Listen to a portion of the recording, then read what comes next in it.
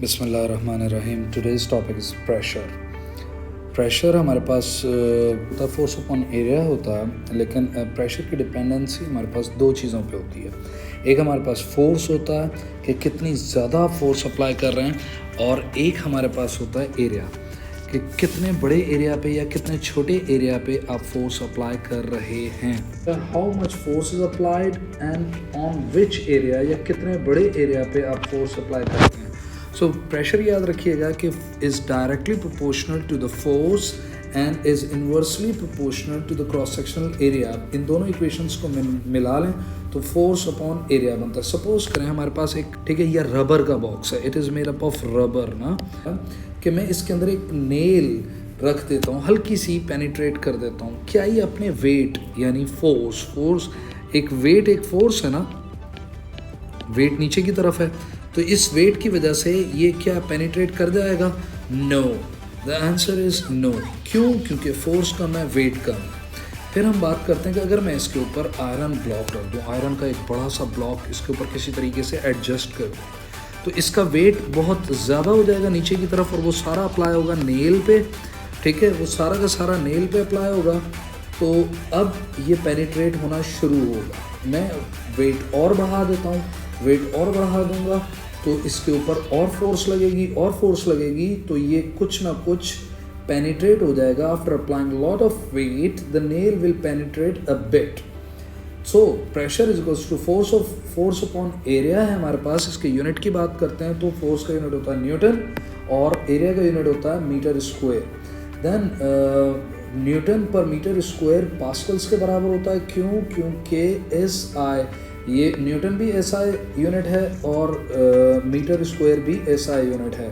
Pressure का ताल्लुक force से डायरेक्ट रिलेशन है और प्रेशर का एरिया के साथ इनवर्स रिलेशन है। इस चीज़ को प्रूव करने के लिए एक एग्जांपल लेते हैं। सपोज करें कि आप जो हैं, आपके एक पैर पे एक हाथी का पैर है, आ गया गलती से, या जैसे गाड़ी कोई गुजर रही है, कार वार गुजर रही है और आपके पैर से उसका टायर गुजर जाए। अगर जिनके पैर से गुजरा होगा उन्हें अंदाज़ा होगा कि ठीक है, इट विल नॉट हर्ट।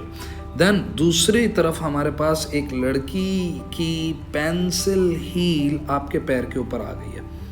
अब आप सोच के ही आपको फील हो रहा होगा कि इट विल बी पेनफुल। कौन सा ज़्यादा पेनफुल होगा? Which one cause more pain? Obviously the heel. क्यों?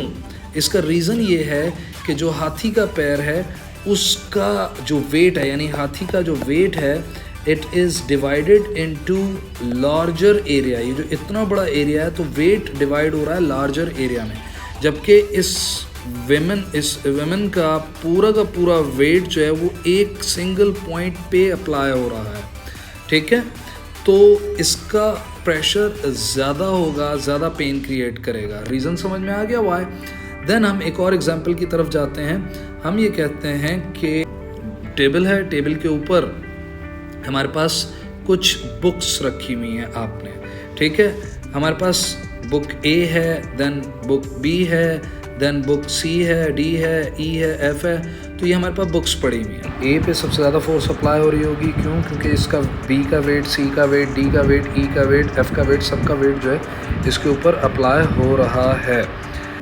सपोज करें ये हमारे पास एक स्टैक है, बुक्स हैं वही 1 B C D E F, यही बुक्स हैं, और इनको इस येलो छोटे से एरिया में ये सारा वेट जो है इस छोटे से एरिया पे अप्लाई हो रहा है, ठीक है बच्चे।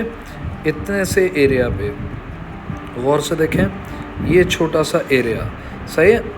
अब area in contact is very small, so the table will break down. क्यों? इसका आंसर कमेंट में कीजिएगा।